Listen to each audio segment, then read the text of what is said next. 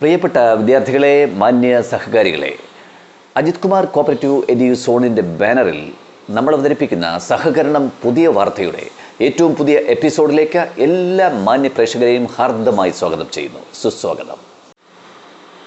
ഈ എപ്പിസോഡിലെ ഏറ്റവും പ്രധാനപ്പെട്ട വാർത്ത സഹകരണ നിയമ ഭേദഗതി ബില്ലിന് അംഗീകാരം ലഭിച്ചത് തന്നെയാണ്. സഹകരണ നിയമ ഭേദഗതി ബിൽ, ക്ഷീര സഹകരണ ബിൽ എന്നിവയ്ക്ക് സംസ്ഥാന ഗവർണർ ശ്രീ ആരിഫ് മുഹമ്മദ് ഖാന്റെ അംഗീകാരം.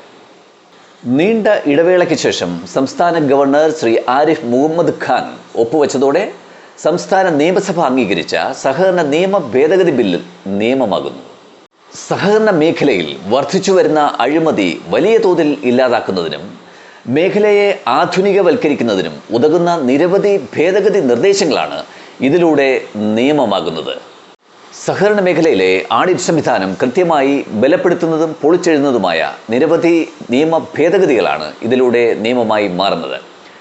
Administrative adit, information technology adit, common software എന്നിവ ആഡിറ്റ് സംവിധാനത്തിൻ്റെ ചില ഭേദഗതികൾ മാത്രം. ഫെഡറൽ സഹകരണ സംഘങ്ങളുടെ ഇൻഡിവിജ്വൽ മെമ്പർഷിപ്പ് 25 നിജപ്പെടുത്തുന്ന ഒരു ഭേദഗതി നിർദ്ദേശം തികച്ചും ശ്രദ്ധേയമായി.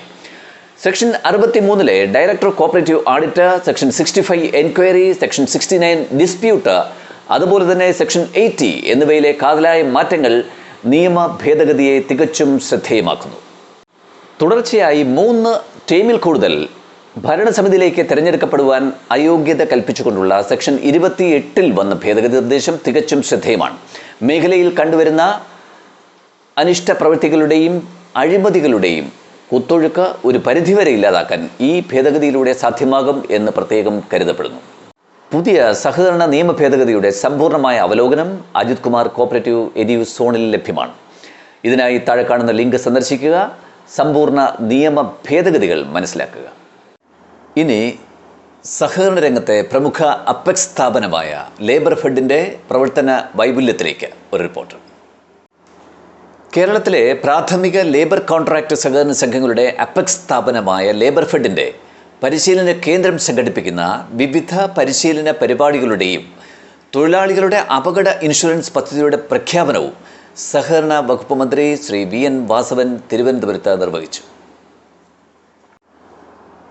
ലേബർ കോൺട്രാക്ട് രംഗത്ത് പ്രവർത്തിക്കുന്ന വിവിധ തൊഴിലാളികളുടെ ഇൻഷുറൻസ് പരിരക്ഷ ഉറപ്പാക്കിയും വിദഗ്ധ പരിശീലന പരിപാടികൾക്ക് നേതൃത്വം നൽകിയും മാതൃകാപരമായ പ്രവർത്തനങ്ങളാണ് ലേബർ ഫെഡ് കാഴ്ചവയ്ക്കുന്നത് എന്ന് തദവസരത്തിൽ മന്ത്രി പറഞ്ഞു. ഒരു തൊഴിലാളിക്ക് 10 ലക്ഷം രൂപ വരെയാണ് ഇൻഷുറൻസ് പരിരക്ഷ ലഭ്യമാകുന്നത്. 484 രൂപയാണ് പ്രീമിയം തുക. അപകട ഇൻഷുറൻസ് 2 ലക്ഷം രൂപ വരെ ലഭിക്കും. മരണപ്പെട്ടാൽ ഒരു തൊഴിലാളിക്ക് 10 ലക്ഷം രൂപയും ലഭ്യമാകും. അംഗങ്ങൾക്കുള്ള പോളിസി വിതരണം സഹകരണ വകുപ്പ് സെക്രട്ടറി ശ്രീമതി മിനി ആന്റണി IAS നിർവഹിച്ചു. Shri VK Prashanth MLA, Labour Fed chairman Shri AC Mathew, സഹകരണ audit director Shrimati Sherin MS, IAS തുടങ്ങിയവർ തദവസരത്തിൽ പങ്കെടുത്തു. ഇനി പ്രമുഖ സഹകാരികളുടെ ദേഹവിയോഗത്തെ സംബന്ധിച്ച ചില വാർത്തകളിലേക്ക്. സഹകരണ C വകുപ്പിലെ അണ്ടർ സെക്രട്ടറി രേണുക ശങ്കർ ഹൃദയാഘാതത്തെ തുടർന്ന് തിരുവനന്തപുരത്ത് അന്തരിച്ചു. Edakkode service cooperative bank limited number 2523 ജീവനക്കാരൻ ജയേഷ് നാഥ് 38 വയസ്സ് വാഹന അപകടത്തെ തുടർന്ന് മരണപ്പെട്ടു.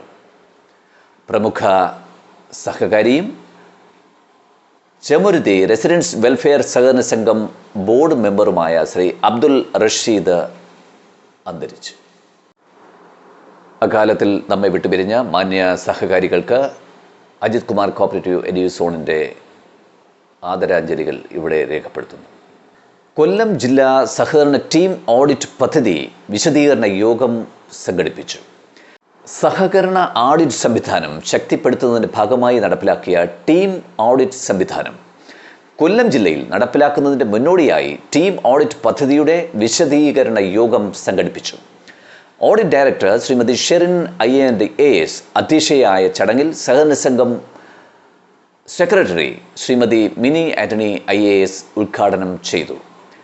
കൊല്ലം ജില്ലാ ജോയിന്റ് ഡയറക്ടർ ശ്രീമതി ലളിതാംബിക ദേവി പദ്ധതി വിശദീകരണം നിർവഹിച്ചു.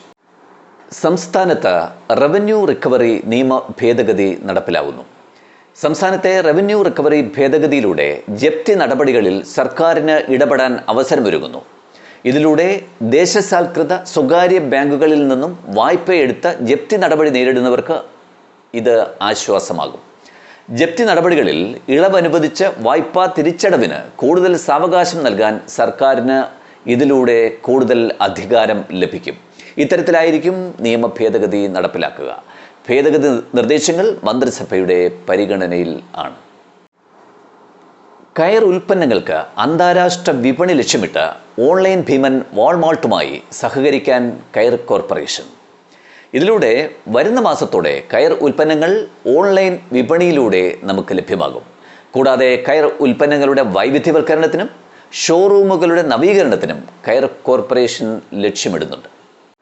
വാലറ്റ് ആപ്പുകൾ ആദ്യമായി ഇന്ത്യയിൽ അവതരിപ്പിച്ച് ഗൂഗിൾ ശ്രദ്ധേയമാകുന്നു.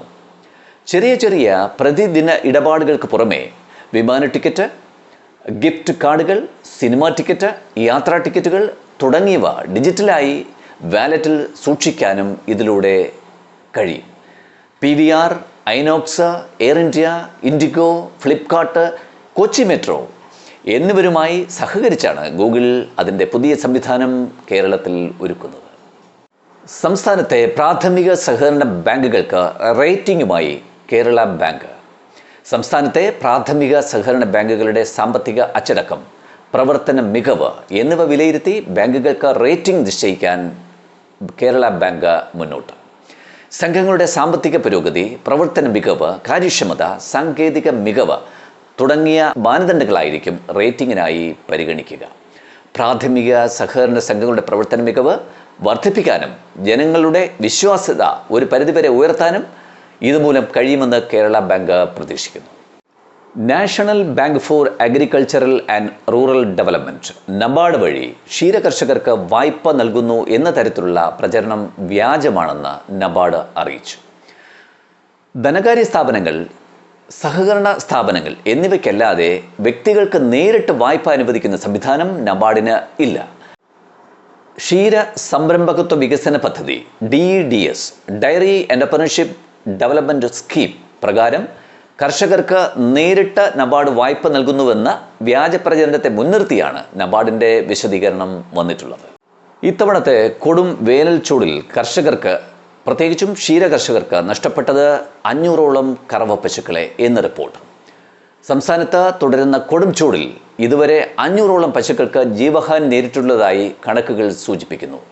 ചിറയൻകീഴ് ക്ഷീരവികസന വകുപ്പിന് കീഴിൽ മാത്രം 12 പശുക്കളാണ് ക്ഷീരകർഷകർക്ക് നാളിതുവരെ നഷ്ടമായത്.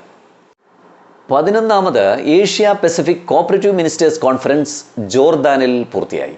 ഇന്റർനാഷണൽ കോപ്പറേറ്റീവ് അലയൻസ് ICA സംഘടിപ്പിച്ച 11ാമത് ഏഷ്യ പസഫിക് സഹകരണ മന്ത്രിമാരുടെ ഉച്ചകോടി ലോക സഹകരണ രംഗത്ത് കൊച്ചു കേരളത്തിൻ്റെ യശസ് ഉയർത്തിക്കാട്ടുന്ന വേദിയായി മാറി.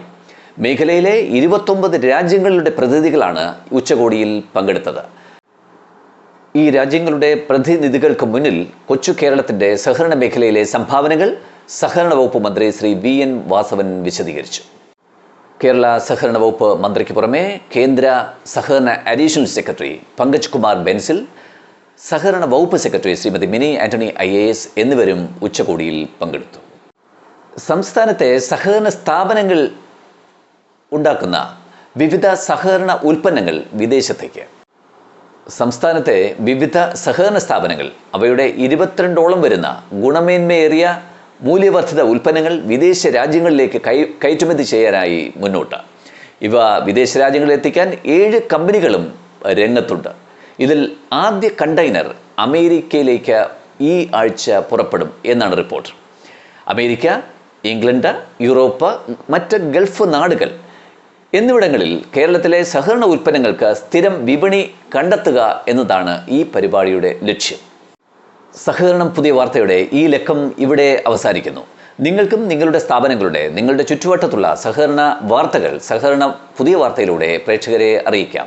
താഴെ കാണുന്ന ഇമെയിൽ ID-യിലോ ടെലിഫോൺ നമ്പറിലോ നിങ്ങളുടെ ഫോട്ടോയും വാർത്തയും ഞങ്ങൾക്ക് എത്തിക്കുക. കൃത്യമായി പ്രേക്ഷകരിലേക്ക് നമ്മൾ അത് എത്തിക്കുന്നതായിരിക്കും. ഏറ്റവും പുതിയ സഹകരണ വാർത്തകളുമായി വീണ്ടും നമുക്ക് കണ്ടുമുട്ടാം. അതുവരെ signing off Ajith Kumar. Thank U.